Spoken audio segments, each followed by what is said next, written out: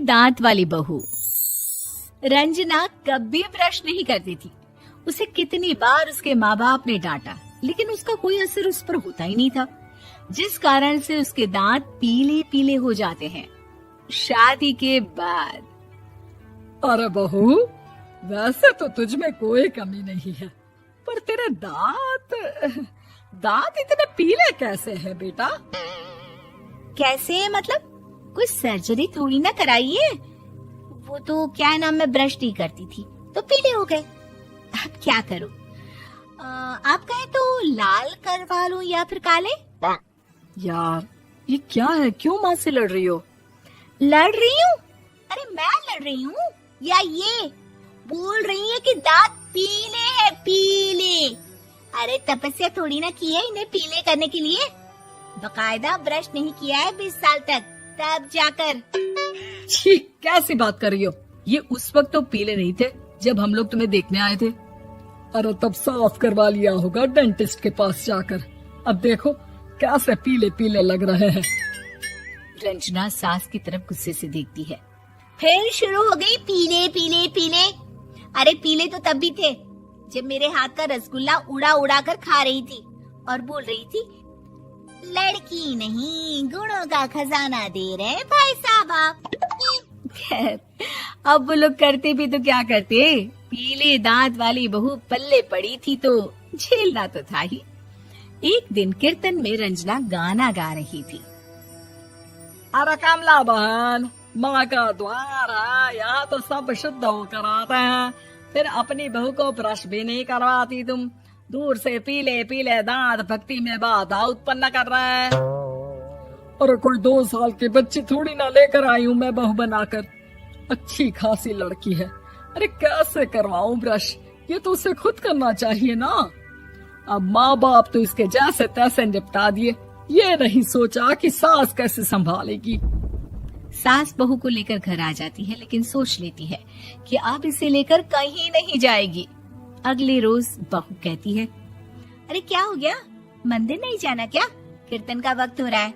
मेरी मधुर वाणी से कान्हा जी जागते हैं और सोते हैं। आप तो जानती है ना उनकी भक्ति में कितना मन लगता है मेरा। वो क्या है ना, तबीयत ठीक नहीं लग रही है मेरी, आराम करूंगी मैं। तबीयत ठीक नहीं लग रही? अभी तो मिथुन के गाने पर नाच रही थी आप, और अब बोल रही है कि तबीयत ठीक नहीं लग रही। अरे भक्ति में मन लगा लो सासू माँ, ऊपर जाना है, क्या मुंह दिखाओगी आप? हाँ?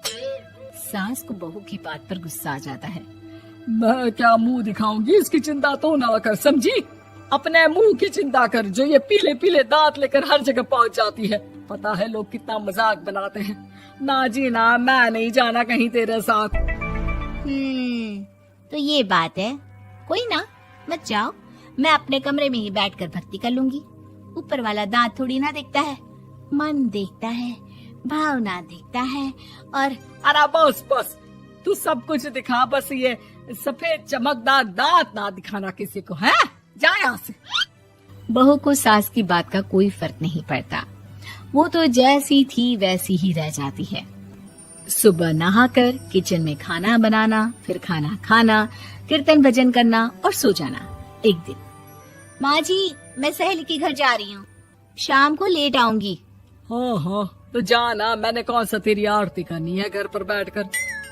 रंजना सहेली के घर जाती है, जहाँ वो पार्टी में जाने की तैयारी कर रही होती है। अरे शिखा, कहाँ जाने की तैयारी कर रही है? मैं गलत वक्त पर आ गई क्या? अरे नहीं यार, उल्टा सही वक्त पर आई है। मैंने ये साड़ी और ज्वेलरी निकाली है यार, शाम को इनके ऑफिस की एक पार्टी में जाना है। बताना कैसा लग रहा है ये सब? नहीं यार, इस ड्रेस के साथ तो वो वाली ज्वेलरी अच्छी लगेगी। हाँ हाँ सही बोल रही है, मैंने ध्यान ही नहीं दिया। वैसे तो हमेशा से मस्त फैशन सेंस रखती है। तो बड़ा जाती होगी ना पति के साथ पार्टी में। रंजना कुछ नहीं बोलती, बस सोचती है कि यार काश ये बात सही हो जाती, पर मैं क्यों नहीं जाती पार्टी में? क्या इन लोगों की कोई पार्टी होती नहीं होगी? रंजना घर आती है और रात में पति से सवाल करती है, एक बात बताइए, आप मुझे किसी पार्टी में क्यों नहीं ले जाते? क्या आपके यहाँ ऑफिस में पार्टी नहीं होती? पति बेचारा क्या कहता कि दांत पीले हैं तुम्हारे इसलिए। अरे कोई पार्टी होती नहीं हम लोगों के ऑफिस में, तो कहाँ से लेकर जाऊं? और मार्केट, मॉल, कहीं वीकेंड घूमना, कहीं तो। अरे यार, सारे हफ्ते में एक छुट्टी मिलती है, तो सोचता हूँ कि आराम ही कर लूं। क्यों? रंजना मन मार के रह जाती है। पहले कभी सास के साथ मंदिर जाया करती थी, लेकिन वो भी सास ने ले जाना बंद कर दिया। घर बैठी बैठी रंजना बोर हो जाती है। तभी उसे आइडिया आता है और वो मायके जाने का सोचती है। सासू माँ, 2 दिनों के लिए मम्मी के घर जा रही हूँ। अच्छा अच्छा, ठीक है, आराम से जा। और हाँ, माँ से कुछ अच्छी आदत सीख कर आना कि कैसे शरीर के हर भाग की तरह दांतों की सफाई भी जरूरी होती है, समझी? शुरू हो गई ना आप? वो लोग आपकी तरह नहीं है कि छोटी छोटी बात का बतंगड़ बना दे। उन लोगों के लिए मैं मायने रखती हूँ, ना कि मेरे पीले पीले दांत। रंजना माँ को बिना बताए उन लोगों को सरप्राइज देती है, लेकिन जैसे ही वो दरवाजे पर पहुंचती है, अंदर देखती है कि घर वाले कहीं जा रहे होते हैं। अब माँ, काश रंजना दीदी के दांतों वाली प्रॉब्लम नहीं होती, तो वो भी हम लोगों के साथ चलती ना बुआ जी की बेटी की शादी में। हाँ बेटा, लेकिन अब उसे कौन समझाए कि उसको उसके पीले दांत नहीं दिखते, लेकिन उसके आसपास के लोगों को कितना एम्बैरेसिंग फील कराते हैं। मुझे तो कितनी बार उसके स्कूल की टीचर ने शिकायत की कि उसके साथ कोई लड़की बैठना भी नहीं चाहती, और ना ही कॉलेज में कोई उससे बात करना चाहता था। लेकिन पता नहीं क्यों उसे ये बात समझ में ही नहीं आती। कोई कमी नहीं है उस लड़की में, बस यही कि दांत पीले हैं। वो तो भला हो जीजा जी और उनकी माँ का, जो दीदी को जैसी है वैसे ही रखा हुआ है। रंजना को अपने घर वालों की बात सुनकर बहुत दुख होता है।